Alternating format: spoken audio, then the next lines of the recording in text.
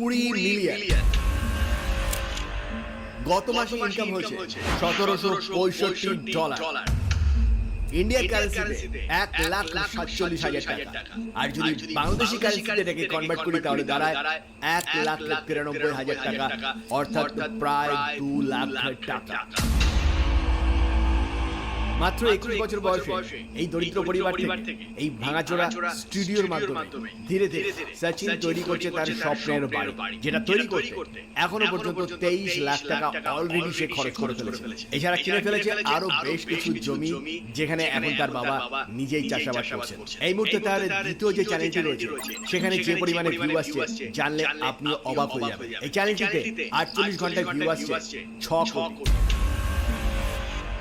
আর এই মুহূর্তে যে স্ক্রিনশটটি দেখতে পাচ্ছেন এটা কিন্তু তার চ্যানেলের ওয়াইটি স্টুডিওর স্ক্রিনশট, কোন রকমের সোশ্যাল ব্লেডের স্ক্রিনশট নয়। আর আজকের ভিডিওতে আমরা